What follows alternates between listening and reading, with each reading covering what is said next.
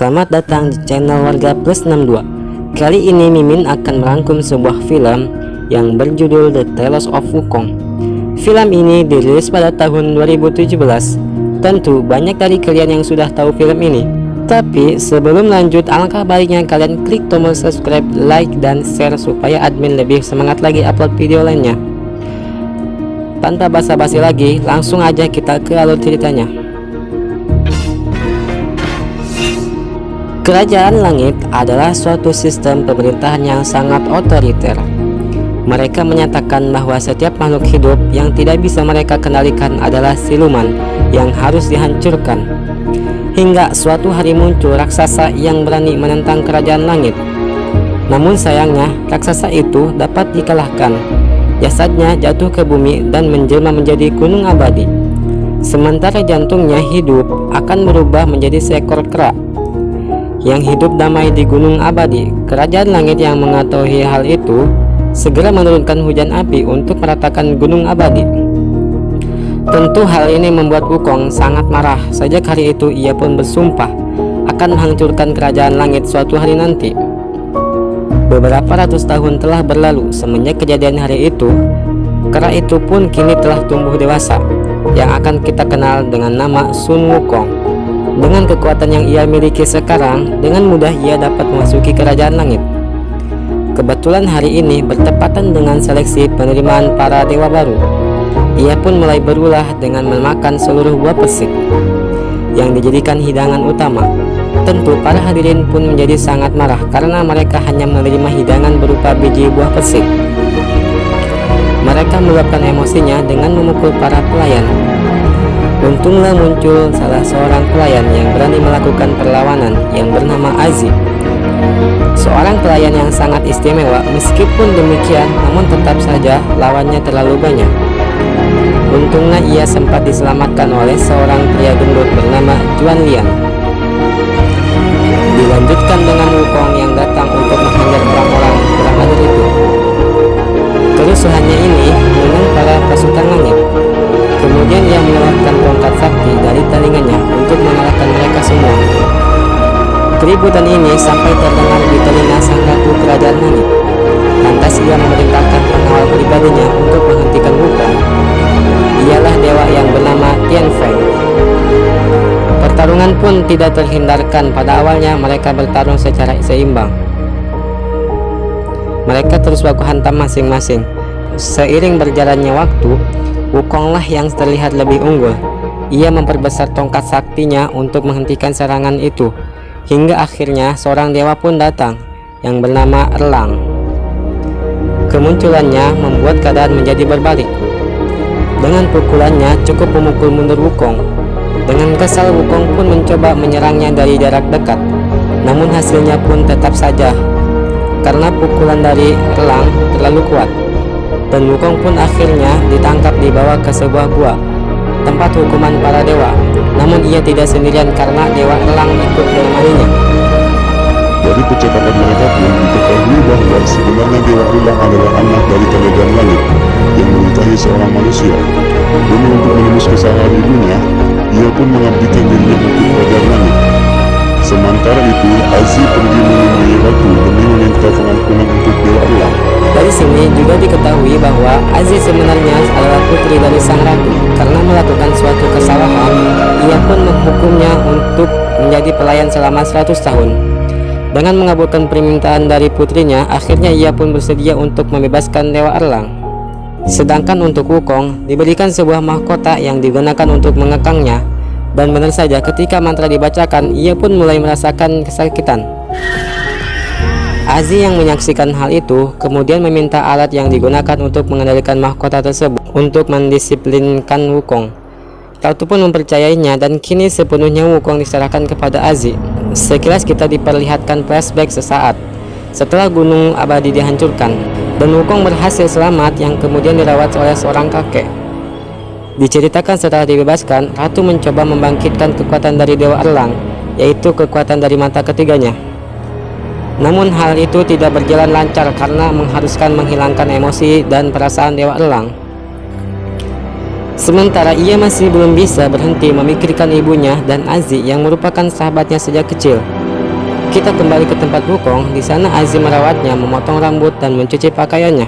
Di sini juga diketahui bahwa ternyata Azzy menyimpan rasa kepada Wukong.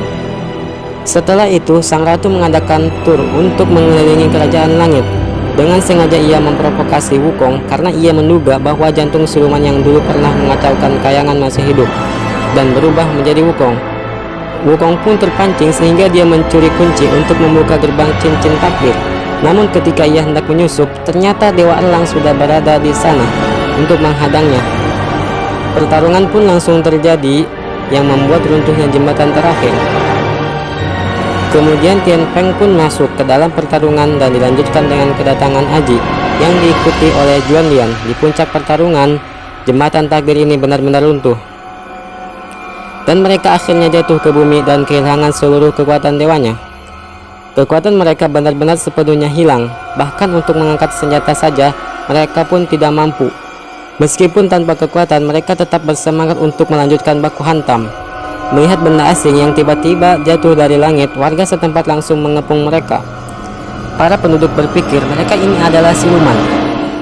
Aji pun menyangkalnya dan Juan Lian menakuti mereka dengan sengaja dengan senjata kimianya. Di tengah ketegangan mereka, tiba-tiba awan yang sangat mengerikan pun muncul. Semuanya menjadi panik. Awan siluman ini mempunyai kemampuan untuk menarik seseorang ke arahnya. Ketika semua orang berlindung, ada seorang anak yang tertinggal. Untunglah dari belakang muncul seorang gadis.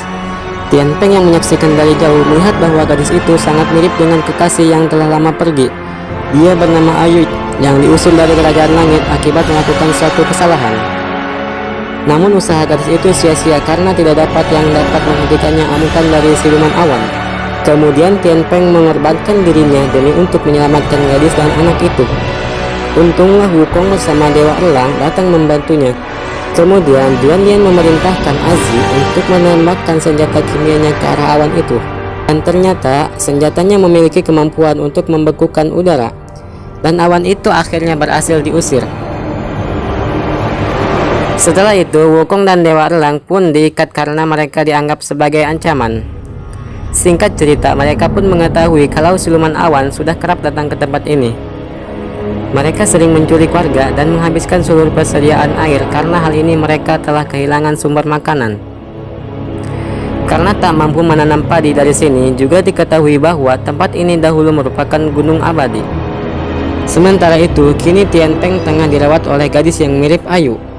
Ia pun menjadi sangat yakin karena gadis ini memiliki batu meteorit yang hanya dimiliki oleh Ayu.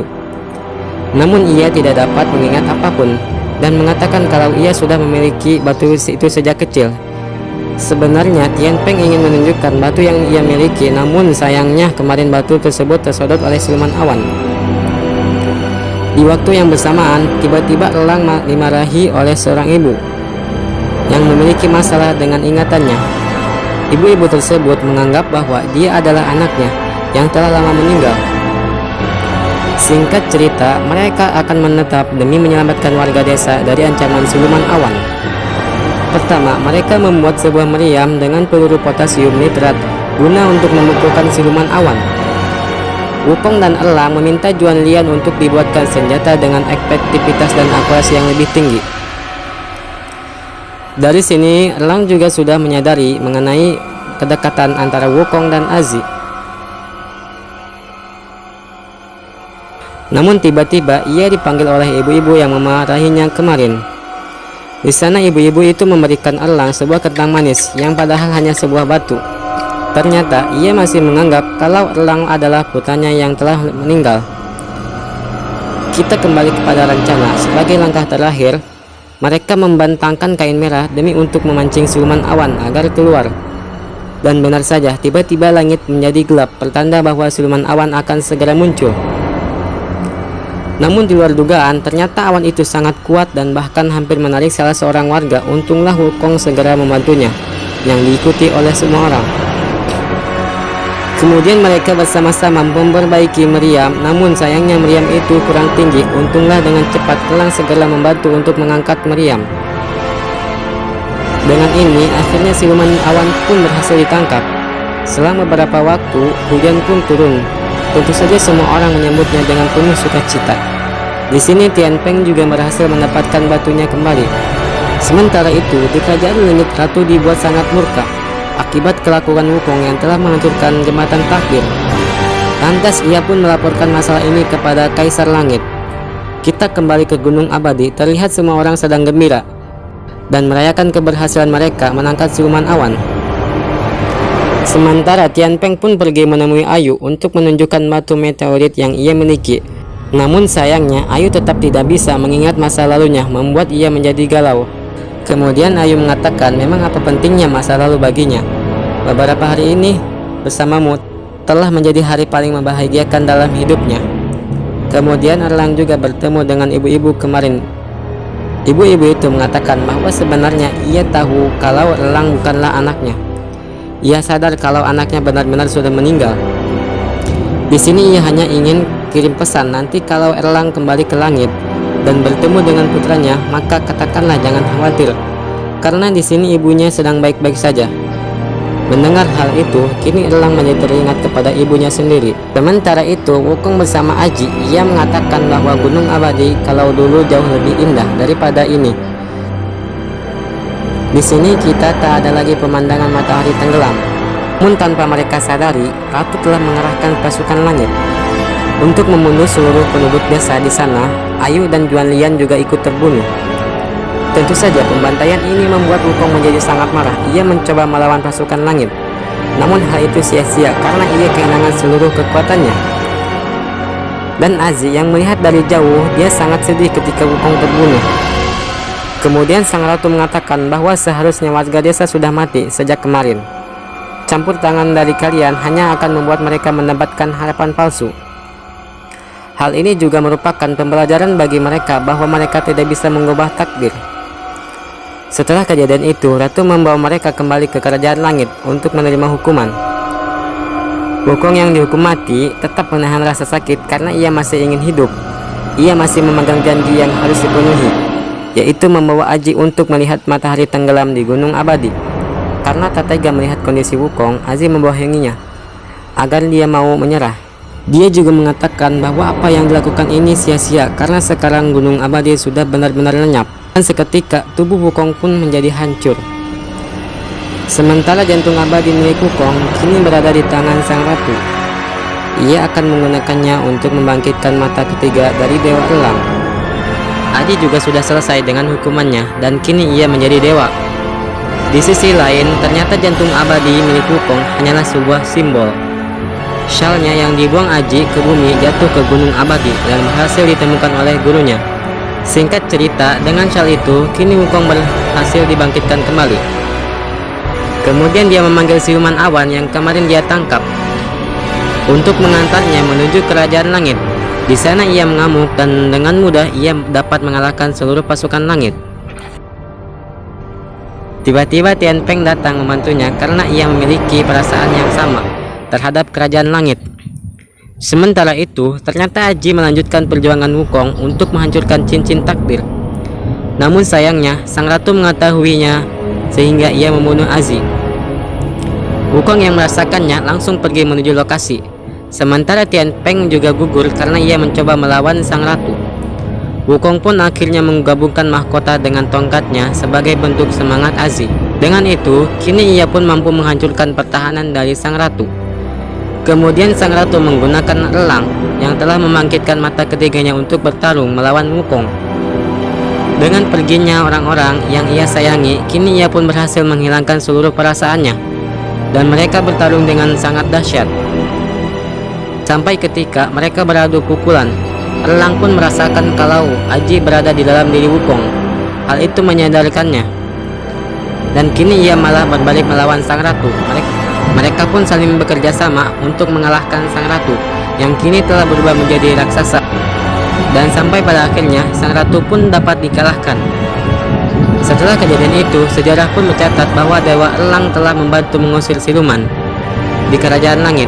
Sementara Wukong yang dicap sebagai kelompok siluman tidak ada pilihan lain selain kembali ke Gunung Abadi. Namun ini semua masih belum berakhir. Wukong berjanji akan kembali dan membawa semua makhluk yang menentang takdirnya untuk bertempur melawan kerajaan langit. Dan film pun tamat.